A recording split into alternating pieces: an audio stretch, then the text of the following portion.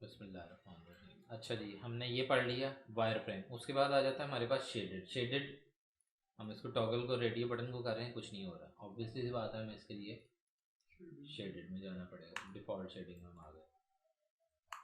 Material colour, object colour, material colour. Material में क्या होगा, मटेरियल आ गया उसका। मटेरियल कौन सा है, ये वाला। इसमें क्या फ़र्क पड़ा हमारे पास, स्पेक्युलर और इस तरह ये वाली जो है ना ऑप्शन, ये हमारे पास आ जाती है। इसमें डिलीट करूँ, स्फीयर लगाऊंगा तो ये हमारे पास क्लियर हो। Sphere, yes.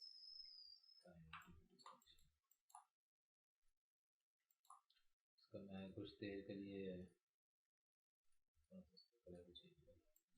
ठीक है, तब क्या आपको अंदाजा देख रहे हैं ना, स्पेक्युलर इसका कम ज़्यादा हो रहा है और इसी तरह ग्लॉसीनेस जो है वो कम ज़्यादा हो रही है। यानी दूसरे लफ्ज़ों में ये उसका मटेरियल का कलर है। इसको मैं दोबारा वापस आ जाता हूँ इधर। ऑब्जेक्ट कलर क्या होगा, उसके डिफ़ॉल्ट ऑब्जेक्ट कलर आ गए। ये परफॉर्मेंस में बहुत ज़्यादा ये आपका हेल्पफुल होगा, स्पेशली आपके पास अगर सिस्टम हल्का है ना, तो आपने इसको अपने मटेरियल्स एडिट वगैरह करके इनके ऊपर टेक्सचर्स अप्लाई करके, तो आपने इसको ऑब्जेक्ट कलर के ऊपर ले आना, ताकि कंट्रोल एस करेंगे तो आपका फाइल साइज, तो अपना फाइल की जो नेविगेशन है वो काफ़ी इजी हो जाएगी। अब दूसरा सबसे बड़ा डिफरेंस ये मटेरियल और उसमें क्या आएगा कि लेट्स से अगर मैं इसमें कोई टेक्सचर लगा देता हूँ ना, जैसे यहाँ पे गए हम डिफ्यूज़ कलर में जनरल और बिटमैप, और मैं कोई भी टेक्सचर लगा देता हूँ। टेक्सचर कहाँ पड़े में D textures library, texture categorize, brick, brick okay. ठीक हो गया। अगर ये मैंने इसके ऊपर ब्रिक का पैटर्न लगाया और मैंने इसको सिलेक्ट करके शो इन व्यू पोर्ट कर दिया, ठीक है, तो टेक्सचर असाइन हो गया, उसके ऊपर ब्रिक्स नज़र आ रही हैं। अगर मैं इसको ऑब्जेक्ट कलर में ले आऊँगा तो ये डिफ़ॉल्ट ऑब्जेक्ट कलर में आ जाएगा। यानी कि जितने भी टेक्सचर्स हैं ना पूरे सीन के अंदर, पूरे सीन की मैं बात कर रहा हूँ, सोचेंगे अगर आपका आर्किटेक्चरल सीन है उसमें कोई 15-14 हज़ार ऑब्जेक्ट्स पड़े हैं जिनके ऊपर टेक्सचर लोड हुए हैं, तो आपका व्यू पोर्ट नहीं हिलता। ये हम सबको अंदाज़ा है काम करके कि व्यू पोर्ट जो है ना वो परफॉर्मेंस बहुत ज़्यादा स्लो हो जाती है। तो आप उसको ऑब्जेक्ट कलर के ऊपर लें बजाय मटेरियल कलर के। तो सर ये मतलब जब इसको रेंडर करेंगे तो ऑब्जेक्ट कलर पे ही होगा नहीं, फिर इसको चेंज ये रेंडरिंग का कोई ताल्लुक नहीं है इससे, ये सिर्फ व्यू पोर्ट परफॉर्मेंस के लिए। इधर आप इसको ऑब्जेक्ट कलर के ऊपर भी लें और मैं इसको रेंडर करूँगा ना, तो रेंडर वो उसी तरह ही होगा। ठीक है, ये सिर्फ आपकी परफॉर्मेंस से इंक्रीज, यानी जो भी आपके सिस्टम की परफॉर्मेंस है ना उसको इंक्रीज करने के लिए। अच्छा, उसके बाद हम कुछ चीज़ें बना लेते हैं। ये बना लें हमने, ये लाइट्स लगा लें, ओमनी लाइट लगा लें, इधर एक फिज़िकल कैमरा लगा लिया, और इधर से जनरली ये मैंने कुछ हेल्पर बना लिए और एक फॉर्म बना लिया। उसके बाद हम दोबारा मोशन पैनल, हायरार्की पैनल में आते हैं। तो ये हमारे पास एक आ रहा है हाइड बाय कैटेगरी। ठीक है, कैटेगरी, इसका क्या मकसद है? इसका मकसद ये है कि लेट से मेरे पास सबसे पहली चीज़ आ रही है ज्योमेट्री। अगर मेरे सीन में ऑब्जेक्ट्स काफ़ी ज़्यादा हैं, लेट से मैं कहता हूँ जी कि ऐसे पड़े हैं ये जो कि जनरली हो जाता हो, इस तरह पड़े हैं, और मुझे बाकी अपनी शेप्स देखनी है इनके बीच में। कैमरा भी कहीं जा रहा है, मुझे नहीं नज़र आ रहा, लाइट किसी जगह पे शायद यहाँ कहीं पे है। अब मेरे पास क्या ऑप्शन है, मैं हाइड बाय कैटेगरी यानी ज्योमेट्री को टिक कर सकता हूँ। इससे क्या होगा, जितने भी पॉलीगोनल ऑब्जेक्ट है ना, polygon, edit mesh, edit poly, वो सब हाइड हो गए। टिक, हाइड अनहाइड, मैं इसको हाइड अनहाइड कर सकता हूँ। उसके बाद आ देते हैं हमारे पास शेप्स। यानी कि अगर मैंने कुछ ऑटोकैड से ज्योमेट्री लेके आऊँ ना, यानी ऑटोकैड से मैं स्प्लाइंस लेके आया हूँ या किसी भी और सॉफ्टवेयर से, इलस्ट्रेटर से स्प्लाइंस लेके आया हूँ, तो मैंने इसको हाइड करना थोड़ी देर के लिए अपनी ज्योमेट्री सेलेक्ट करने के लिए। ऐसे मैं सेलेक्ट कर रहा हूँ, दैट से जनरली एक स्लॉपी सिलेक्शन इसको मैं कहता हूँ। सेलेक्ट करता हूँ तो शेप्स भी सिलेक्ट हो रही, मैं इसको अनहाइड करता हूँ, सेलेक्ट किया और दोबारा मैंने इसको शेप्स को यानी मैं हाइड एंड हाइड कर सकता हूँ। इसी तरह मैं लाइट्स को हाइड एंड हाइड कर सकता हूँ, यानी कि क्या हुआ, सिर्फ हमारी लाइट्स हाइड हो गई। ठीक है, लाइट्स जितनी भी हैं, चाहे वो कोरोना की हैं, चाहे वीरे की हैं, चाहे मैक्स की स्टैंडर्ड लाइट्स हैं। इसी तरह तो कैमरा ये भी। हम जब मर्जी मतलब हाँ काम कर रहे हैं इसको ऑफ कर देते हैं, फिर एंड ऑफ बिल्कुल वर्क ऐसा ही है, उसको ऑन ऐसा कर ही देते है। हैं। डेफिनेटली आप इसको ऑफ कर दें, लाइट्स को ऑफ कर दें, और उसके बाद कैमरास को भी ऑफ कर दें। आप यहाँ पे काम करते हैं, अपने आपने आपने अपनी लाइट्स और कैमरा सेट कर लिए हैं। आप चाह रहे हैं कि वो व्यू पोर्ट में ना आए। लेट से मैंने 10 कैमरे लगाए हुए हैं ना, मतलब 10 कैमरे मैं एनी टाइम नहीं देखना चाह रहा हूँ, मैं बिल्डिंग देखना चाह रहा हूँ ना। बिल्डिंग के बीच में 10 कैमरे आ रहे हैं, आप यूँ नेविगेट कर रहे हैं, आपको खुद को परेशानी हो रही है। कोई और बंदा साथ बैठा हुआ, आर्किटेक्ट बैठा हुआ, बॉस बैठा हुआ है, वो कहता है बार बार कैमराज आई जा रहे हैं, लाइट्स आई जा रहे हैं, व्यू पोर्ट के अंदर क्लटर इतना ज़्यादा हुआ हुआ है कि वो नहीं अंदाज़ा हो रहा। आपने सिर्फ एक अपना जो भी ऑब्जेक्ट है, बिल्डिंग है, कुछ भी वो आपने देखनी है, तो आप बाकी सब चीज़ें हाइड कर दें। इसी तरह ये देखें, हेल्पर्स हाइड हो गए, स्पेस वॉक्स वगैरह, यानी पार्टिकल सिस्टम है, रेन वाला कोई पार्टिकल सिस्टम लगा हुआ है, उसकी वजह से व्यू पोर्ट आ रहा है, स्लो हो रहा है। इसी तरह ये जैसे भी हैं बोन ऑब्जेक्ट, इनको आप हाइड अनहाइड कर सकते हैं। फिर इसी तरह आप कॉम्बिनेशन ऐड कर सकते हैं कि जी मैं आई के चेंज भी ऑफ कर लूँ, कुछ इस तरह से, मतलब डिफरेंट आप कॉम्बिनेशन ऐड कर सकते हैं। इसी तरह ये है, लेट से मैंने अनहाइड ऑल भी कर, यानी हाइड अनसेलेक्टेड, सिलेक्टेड, और उसके बाद अनहाइड ऑल, कुछ सेलेक्ट किया हुआ है, क्लिक किया मैंने, हाइड सिलेक्शन। ठीक है, सिर्फ यानी वही ऑब्जेक्ट सिलेक्टेड जो था, जैसे ये हाइड सिलेक्शन। हाइड अनसेलेक्टेड से क्या होगा, जो भी मतलब सेलेक्ट नहीं है वो सब हाइड हो जाएगा। ऑब्वियसली इस बात कुछ भी सिलेक्ट नहीं था। लेट्स से मैंने सिर्फ ये 2 ऑब्जेक्ट्स रखने हैं या ये 3 ऑब्जेक्ट्स रखने हैं, मैं इसको हाइड अनसेलेक्टेड किया, सब कुछ हाइड हो गया। सिर्फ ये 3 ऑब्जेक्ट्स हैं, मैंने जी प्रेस करके इन तक जूम करके तो इन पे हम काम कर सकते हैं, कुछ भी अपना किसी किस्म का कोई भी। कुछ ऑब्जेक्ट में कुछ और क्रिएट कर लेता हूँ, जैसे हमारे पास सिलेंडर है, ट्यूब है हमारे पास। दोबारा मैं वापस आ जाता हूँ इधर। अच्छा, अब हाइड बाय हिट से क्या है, इसको मैंने एक दफ़ा क्लिक कर लिया, अब काफ़ी सारे ऑब्जेक्ट्स हैं, सॉरी यूँ पढ़े, मैं इसकी कॉपियाँ लेता हूँ, नंबर ऑफ़ कॉपीज़ में जाके ना मैं इसकी 3-4 कॉपीज़ ले लेता हूँ ऐसे। अब क्या है जी, ये ओवरलैप हो रहे हैं, मैं कहता हूँ जी हाइड बाय हिट, इस पर मैंने क्लिक किया, ऐसे ऐसे ऐसे, ये 3 जो ओवरलैप हो रहे थे मैंने उनको क्लिक किया, वो सिर्फ वही हाइड हो गए। ठीक है, राइट क्लिक करके मैंने टूल को कैंसिल कर दिया, यानी ये जो एक्टिव हुआ, हाइड बाय हिट। ठीक है, इसी तरह अब वो जो हाइड किया हुआ था मैंने दोबारा उसको अनहाइड करना है, तो अनहाइड ऑल, सब कुछ अनहाइड हो गया। इनको सेलेक्ट किया, मूव करके मैं इस जगह पे लेके आऊँ, तो ये हमारा ऑब्जेक्ट उधर चला गया। अच्छा, अब hide by hit, hide unhide all, hide to frozen, hide frozen objects. Frozen objects क्या होते हैं, जिस वक्त मैं इन सबको सिलेक्ट करूँगा और मैं फ्रीज कर लेता हूँ, राइट क्लिक या फ्रीज इधर भी आ रहा है। ठीक है, हमारे पास मैंने फ्रीज वाला ये जो है ना, इनको कहेंगे ये जो रेडी, ये जो छोटे से एरो नज़र आ रहे हैं ना, और ये इस तरह करके हमारे सामने बॉक्स अपीयर हो रहा है, इसको कहते हैं रोल आउट्स या रोल अप भी कहते हैं। रिसेंट वर्जन में मेरा ख्याल है रोल अप्स इसका नाम है, लेकिन मैं इनको रोल आउट्स ही कहूँगा।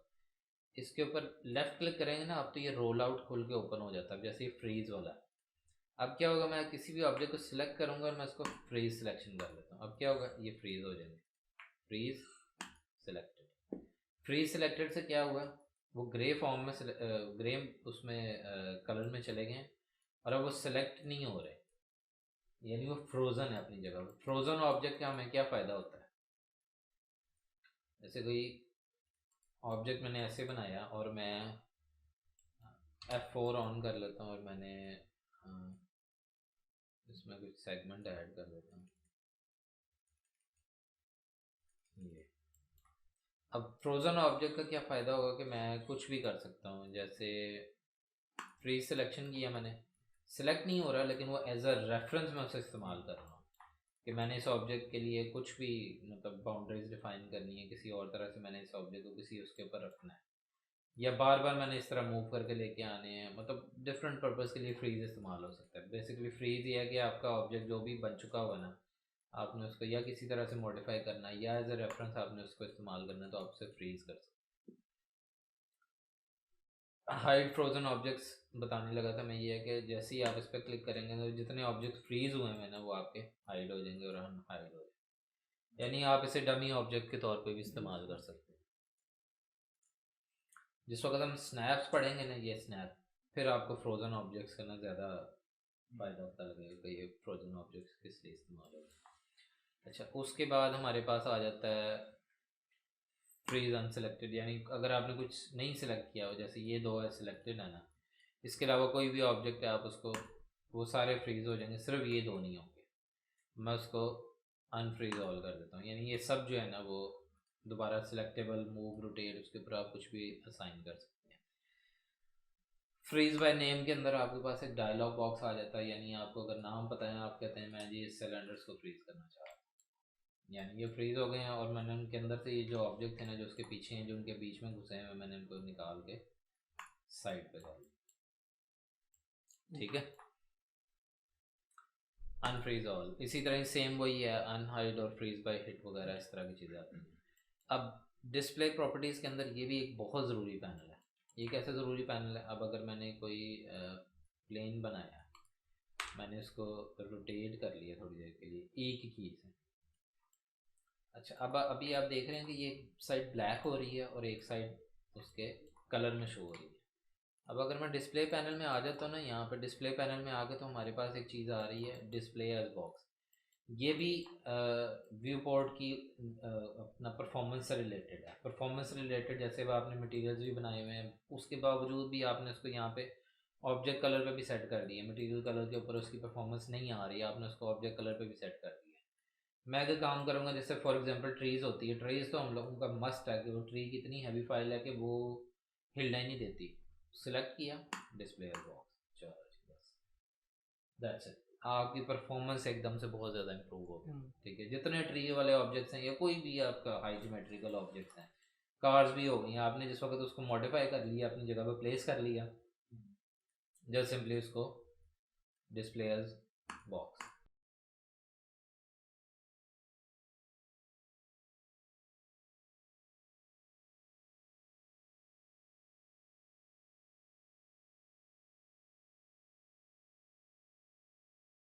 अच्छा जी, किस जगह पे थे? Display as box. अच्छा जी, उसके बाद ऑप्शन आती है बैक फेस कलर की। इसको सबसे पहले तो मैं डिस्प्ले एज बॉक्स अनटिक करता हूँ। एक साइड इसकी ब्लैक नज़र आ रही है आपको और एक साइड इसमें ऑब्जेक्ट कलर में नज़र आ रही है। अच्छा, बाय डिफ़ॉल्ट क्या, बल्कि जो पॉलीगॉन्स होते हैं ना उनका एक सरफेस नॉर्मल होता है। नॉर्मल का मतलब ये है कि जो भी उसकी आउटवर्ड फेसिंग डायरेक्शन है ना, रेंडर के अंदर जिस वक्त आप रेंडर करेंगे ना, तो उसकी वो वाली डायरेक्शन पे ना आपकी जो रेज होती है ना जीआई के, यानी जो आपकी लाइट की रेज जो कैलकुलेट होती है ना, वो उस डायरेक्शन के ऊपर सही कैलकुलेट होती हैं। जितने लोगों के रेंडरिंग के अंदर मसले मसाइल आते हैं ना, परेशानियाँ आती हैं, कुछ भी मसले मसाइल आते हैं, उसकी ये वजह होती है कि किसी ने मॉडल स्केचअप से उठाया हुआ, किसी ने किसी और से उठाया हुआ, किसी ने कैड से बनाया हुआ है, बस वो बन गया है। ये नहीं पता कि वो उसका सर्फेस नॉर्मल क्या है, आपने उसको किस डायरेक्शन में बनाया है, किस डायरेक्शन में नहीं बनाया। बैक फेस कलर को पढ़ाने से पहले जैसे अब आप लाइन ड्रॉ करते हैं, अगर मैंने इसको ड्रॉ किया ना, अगर मैं टॉप वाले व्यू पोर्ट में टॉप से चला जाऊँ व्यू पोर्ट में, तो मैं इसको ड्रॉ करूँगा ना ऐसे, क्लिक, लेफ्ट क्लिक मैंने किया, ऐसे क्लिक क्लिक क्लिक, और ऐसे मैं जैसे इसको क्लिक करके क्लोज कर देता हूँ। ये मैंने किस तरह बनाया? Counter clockwise. बड़ी इंपॉर्टेंट बात है, अब इसको मैं बनाऊंगा क्लॉकवाइज। ठीक है, सिर्फ मैंने ड्रॉ किया, शेप उसी तरह ही है। ठीक है, यानी शेप क्या है, तकरीबन रफली मैं कहता हूँ जी सेम है शेप। मैं इसके ऊपर एक मॉडिफायर लगाता हूँ, यहाँ पे रखा होगा मैंने, फेस एक्सट्रूड रखा है कि नहीं रखा? नहीं रखा है ना, फेस एक्सट्रूड। इसी तरह मैं इसके ऊपर मॉडिफायर लगाता हूँ, फेस एक्सट्रूड। अच्छा ओके, अब मुझे लगता है मैक्स थोड़ा एडवांस हो गया और बेहतर हो गया, लेकिन फिर भी ये जो, अगर हम स्प्लाइन में चले जाए ना तो, ओ सॉरी मैंने शेप क्लोज कर दी। अगर मैं इसका शो वर्टेक्स नंबर करूँगा तो क्या आ रहा है 1 2 किधर आ रहा है, यहाँ पे 2 आ रहा है, ठीक है, यहाँ पे 3 आ रहा है, यहाँ पे 4 आ रहा है। और अगर मैं इधर वापस जाके इस पे वर्टेक्स नंबर ऑन करूँ तो क्या आएगा हमारे पास, शो वर्टेक्स नंबर 1 2 3 4। अच्छा होता क्या है बाज़ केसेस के अंदर, फ़िलहाल मैं इसको ज़रा ऑन करूँ आप अपने तजर्बे के लिए भी, डिस्प्ले के उसमें जाके बैक फेस का ऑन करूँ, नहीं हुआ। अच्छा मैक्स मज़ीद बेहतर होता जा रहा है, जो कि ऑब्वियसली अच्छी बात है। पहले ये होता था कि अगर आपने ड्रॉ किया हो ना, जो कि अभी भी कई सॉफ्टवेयर के अंदर है, अगर आप किसी और तरह से ड्रॉ कर रहे हैं तो उससे ये होता है कि इसके नॉर्मल जो है ना वो फ्लिप हुए होते हैं। नॉर्मल फ्लिप से भी मेरी क्या मुराद है, नॉर्मल फ्लिप से ये मेरी मुराद है कि जिस वक्त अब आप देख रहे हैं मैंने बैक फेस कल ऑन किया तो इसके थ्रू नज़र आना शुरू हो गया, यानी ये बटन ऑन किया ना कैसे, अब वो सिलेक्ट भी नहीं हो रहा। सिलेक्ट किया मैंने, इसको सिलेक्ट किया तो बैक फेस कल ऑन है, इसको मैंने ऑफ कर दिया तो क्या होगा, ब्लैक हो गया। अब होता ये क्या है, रेंडरिंग में जो नॉर्मल साइड है ना, जो हमारी नॉर्मल साइड है वो तो सही रेंडर हो जाएगी, लेकिन जो उसकी फ्लिप हुई हुई साइड है ना दूसरी, यानी ये जो ब्लैक वाली साइड है बैक फेस कल वाली साइड है, यानी अगर तो ये ऑब्जेक्ट इस तरह पड़ा हुआ ना और इसके ऊपर आपने मटेरियल लगाया होगा, ये नॉर्मली नहीं पता होता, ये बड़े बड़े हमारे माहिर हज़रात भी हैं उनको भी ये नहीं अंदाज़ा होता कि रेंडर क्यों मसले में है। बैक फेस का अगर मैं ऑन कर लेता हूँ ना तो इसको जिस वक्त मैं रोटेट करूँगा ना मटेरियल लगाने के बाद, नेट से सिर्फ मैं इसको स्पीड की एग्जांपल ले लेता हूँ या इसके ऊपर UVW मैप मॉडिफायर लगा दूँगा, ठीक है। अब होगा क्या, वो इस साइड से सही रेंडर होगा, मतलब आपको नहीं अंदाज़ा रेंडरिंग में वो ठीक है, लेकिन मतलब जिस वक्त आप रेंडरिंग कर रहे हैं ना तो आपको ये नहीं अंदाज़ा हो रहा कि यार वो लाइट कहीं से लीक हो रही है, कहीं पे कलर ज़्यादा हो रहा है या कलर ब्लीड हो रहा है या इस जगह पर एकदम से ब्राइट सा स्पॉट आने लगा, तो वो किस वजह से आता है, देखने में लगता है हाँ वो बिल्कुल सही है सब कुछ ठीक है, लेकिन एक्चुअली में होता ही है कि जो नॉर्मल होते हैं ना सर्फेस के वो फ्लिप हुए होते हैं। तो उसको देखने का सबसे बेहतरीन तरीका ये होता है कि आपने इस ऑप्शन को टिक रखना, बैक फेस कल ऑन कर दें। इस ऑप्शन को मैं प्रेफरेंसेस के अंदर ना, मैक्स की जो प्रेफरेंसेस है ना फाइल मेन्यू में प्रेफरेंसेस, इसको बाय डिफ़ॉल्ट ऑन रखता हूँ और वो होगी यहाँ पे जनरल में ही होगी शायद, बैक फेस कल ऑन, जिस वक्त हम प्रेफरेंसेस करेंगे ना हम सेट करेंगे, ऑब्जेक्ट प्रॉपर्टीज में आती है। नहीं वो तो ऑब्जेक्ट प्रॉपर्टीज़ में आती है ना, लेकिन अगर आप यहाँ से प्रेफरेंसेस सेट कर देंगे ना तो बाय डिफ़ॉल्ट आप जो भी ऑब्जेक्ट क्रिएट करेंगे ना वो बैक फेस कल के साथ ऑन होगा, यानी ये बटन आपको बार बार ऑन नहीं करना पड़ेगा, इधर ही होगा। मैंने खुद अपनी प्रेफरेंसेस सेट की हुई होती है, मैं हमेशा करता हूँ सर, ये बैक फेस कल ऑन ऑब्जेक्ट क्रिएशन, इससे ये होगा आप जो भी ऑब्जेक्ट क्रिएट करेंगे ना वो आपके उसमें ये टिक लगा हुआ होगा पहले, यानी आप जिस वक्त भी मॉडल करेंगे ना तो आपको मसले मसाइल नहीं आएंगे। और अगर कोई दूसरे किसी सॉफ्टवेयर से लेके आएंगे तो हाँ फिर आपको ये प्रॉब्लम सॉल्व करनी पड़ेगी उसकी, फिर उसके लिए हाँ चेक करना पड़ेगा। बिल्कुल, ये चेक करके देखना पड़ेगा, और या उसके ऊपर मॉडिफायर होता है एक, उसको कहते हैं एडिट नॉर्मल,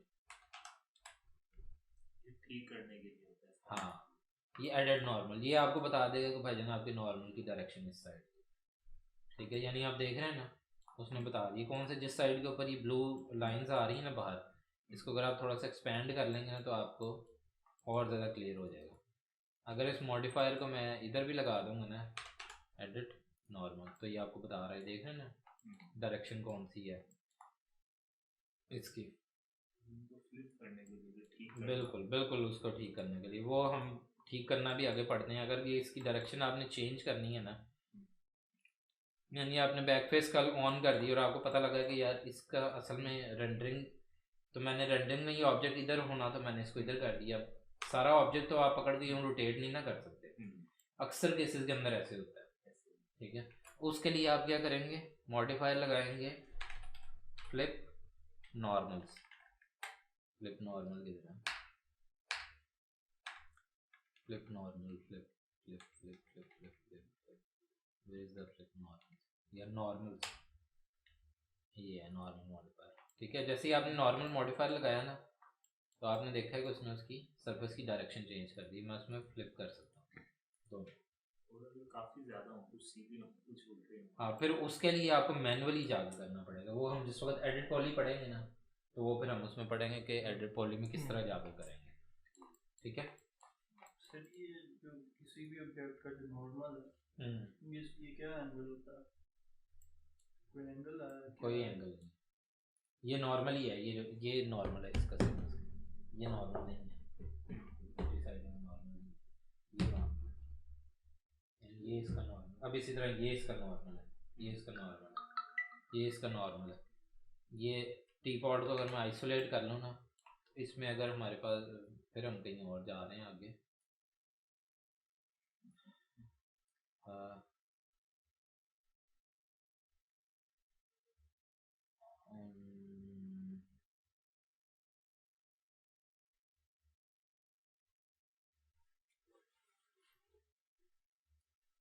टूल्स ही खत्म कर दिए।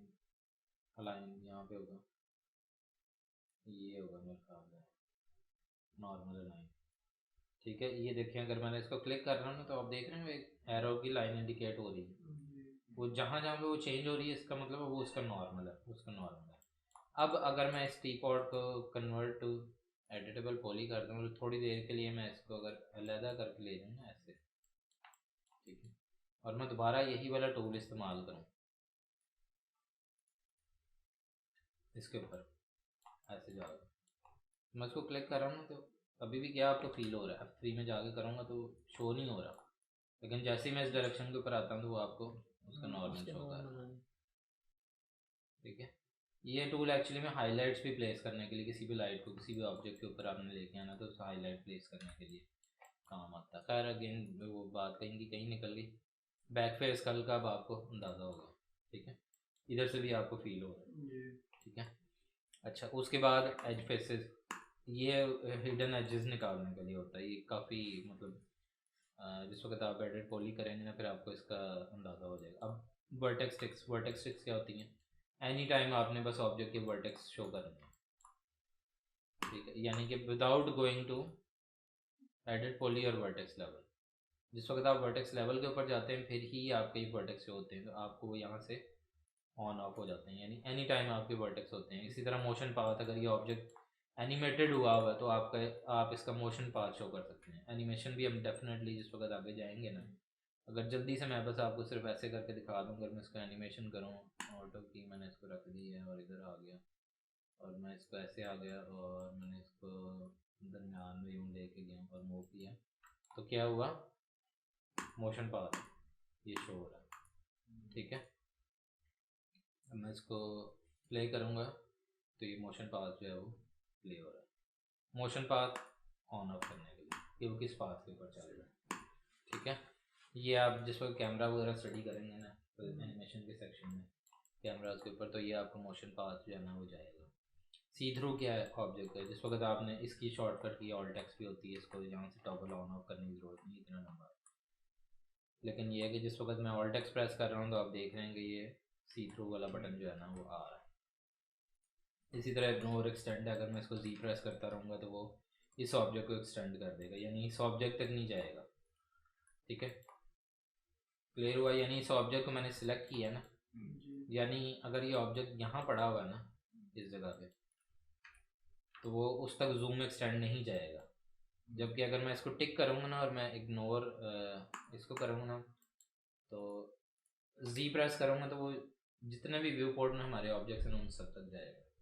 ठीक है, बाद जब आप चाह रहे होते हैं कि यार ये ना बस मेरी ये जो बिल्डिंग है ना, मैंने सिर्फ इसको सिलेक्ट रखा हुआ, तो मैं जब भी जी प्रेस करूँ ना, क्योंकि इन्वायरमेंट इतना बड़ा होता है, इतना बड़ा होता है कि आप जी प्रेस करते हैं ना तो वो यहाँ कहीं पर जूम इन चला जाता है, फिर आपको बार बार उसको घसीट के यहाँ पे लेके आना पड़ता है। तो जितना इन्वायरमेंट है ना, आप उसको सिलेक्ट करें, और सिलेक्ट करने के बाद उसको आप कह देंगे भाईजान ये ना ये ऐसे ही इन्वायरमेंट है, और ये मैं कहता हूँ ये सारी सिर्फ हमारी बिल्डिंग है। मैंने इसको इग्नोर जूम एक्सटेंड सेलेक्ट कर दिया। अब मैं जब भी जी प्रेस करूँगा ना, वो इस बिल्डिंग तक या इस ऑब्जेक्ट तक जाएगा, वो उस उधर तक हमें जाने की जरूरत ही नहीं है, तो इस वजह से वो नहीं जाएगा। क्लियर हो गया? शो फ्रोजन इन ग्रे, ये एक अच्छा टिक बॉक्स है। बाद दफ़ा आपको फ्रीज़ हुए हुए ऑब्जेक्ट्स होते हैं, अगर मैं इसको फ्रीज़ करूँगा ना तो शो फ्रोजन ग्रे, तो ये ग्रे अपना कलर जो है ना वो ग्रे में नहीं जाएंगे। बाद दफ़ा ये आपको हेल्प आउट करता है, बाद दफ़ा नहीं भी करता। अनफ्रीज ऑल में करता हूँ इसको, मैंने क्लिक किया, शो फ्रोजन ग्रे को अनटिक कर दिया। अब मैं इसको फ्रीज़ करूँगा तो वो फ्रीज़ हो गया हुआ, लेकिन अपने एक्चुअल कलर्स के साथ। ठीक है, अनफ्रीज ऑल। उसके बाद ये कुछ हमारी व्यू पोर्ट की, ये भी परफॉर्मेंस से रिलेटेड है। अब ये डेग्रेडेशन होती है, ये डेग्रेडेशन जिस वक्त हम पढ़ेंगे ना, एडाप्टिव डेग्रेडेशन, तब हम आपने याद करवाना है कि ये इस टिक बॉक्स तक जो है ना हमने जाना है। किधर गया, एक्चुअली में ये डी ग्रेड है इसको, लेकिन पता नहीं गोरे को मैंने एक दफ़ा सुना था वो डेग्रेडेशन भी कह रहा था। डिपेंड करता है कि ब्रिटिश और यूएस इंग्लिश का हो सकता है कोई फ़र्क हो। इसी तरह ये वर्टेक्स कलर है, ये हमारी काफ़ी मतलब एनिमेशन और करेक्टर और ये इन चीज़ों के अंदर आएगा। बाकी लिंक्स वगैरह हैं, ये जनरल। ठीक हो गया।